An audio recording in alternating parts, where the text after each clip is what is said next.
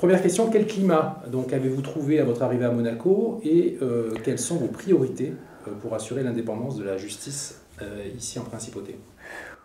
Pour répondre à la première partie de la question sur le climat, en dehors du temps qui n'est pas terrible en ce moment à Monaco depuis que je suis arrivé, mais en interne, je dois dire que je suis assez satisfait de la façon dont, d'abord, je suis accueilli avec à la fois bienveillance, en même temps aussi un certain espoir, espérance pour que les choses redeviennent dans un fonctionnement serein.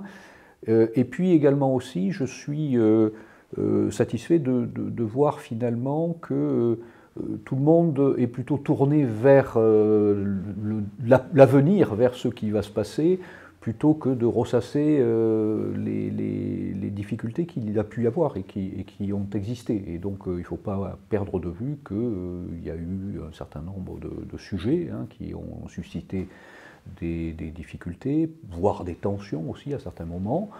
Mais ce qui est important, c'est surtout de savoir qu'il y a eu des choses et de se projeter vers l'avenir.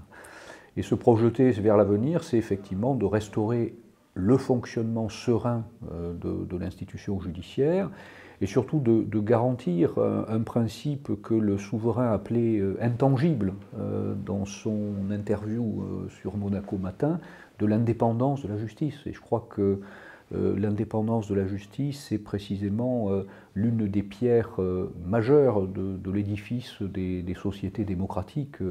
Et il est important que cette indépendance de la justice, tout le monde y veille, tout le monde la soutienne, l'affirme, et que le directeur des services judiciaires que je suis puisse quelque part aussi l'incarner et la porter haut et fort. Quelles seront vos priorités donc pour assurer cette fameuse indépendance? D'abord, de par mes fonctions, j'ai d'abord une responsabilité qui est celle de veiller au bon fonctionnement de l'institution judiciaire. Donc ça suppose que y ait un fonctionnement harmonieux, des moyens, des capacités aussi.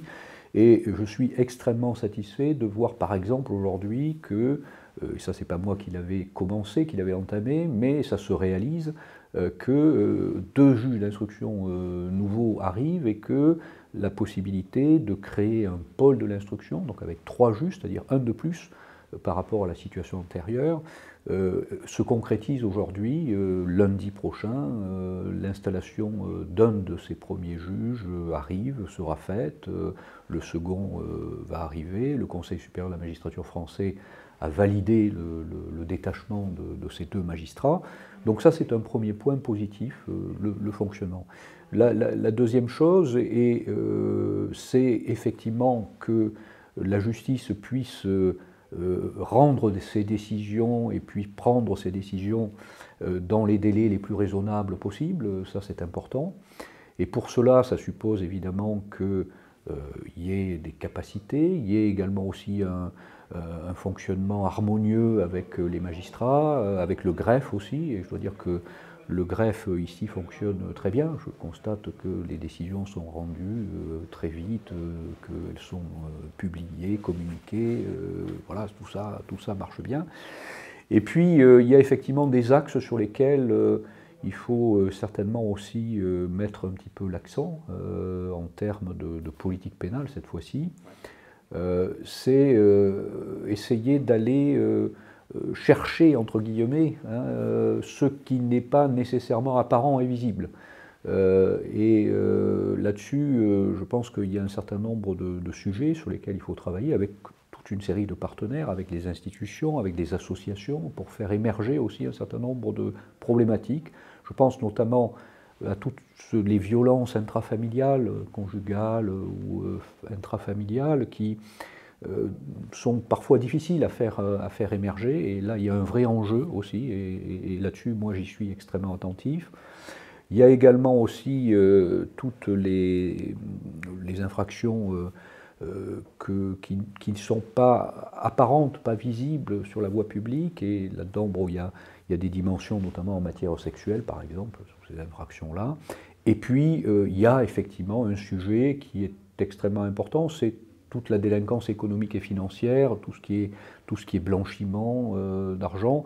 Et ça, effectivement, il faut développer aussi tous les outils qui permettent de détecter, de faire émerger, parce que, et je pense que je ne suis pas le seul à le considérer, puisque je crois que c'est une vraie politique aussi globale qui est menée, parce qu'on sait que ces problématiques-là aussi de blanchiment d'argent qui proviennent d'horizons plus ou moins propres est de nature aussi à susciter des difficultés, hein, ne serait-ce que aussi par rapport à la confiance que les citoyens doivent avoir dans leurs institutions. Et je crois que le rôle de la justice à cet égard est important. Ces points-là seront vos principaux axes, les principaux axes de votre politique pénale, ou il y en a d'autres sur lesquels vous souhaitez insister? Donc ça, c'est effectivement... Bon, après, évidemment, il y a j'allais dire, la réponse judiciaire, la délinquance aussi du quotidien. J'ai relevé d'ailleurs qu'avec intérêt et satisfaction qu'une nouvelle loi avait été votée il y a peu sur les peines.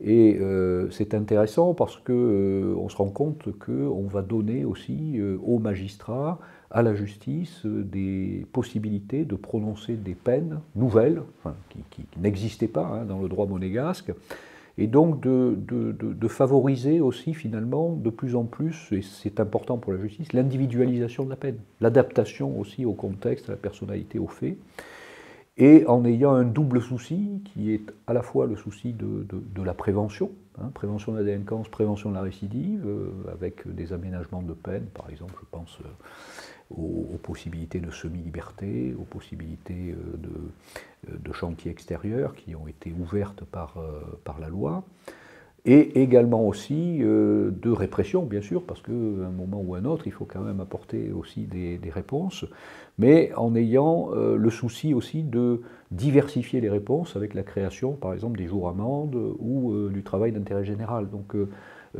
on a là aussi une politique pénale qui peut être beaucoup plus ambitieuse aussi dans le traitement de la délinquance et dans la réponse judiciaire apportée à celle-ci.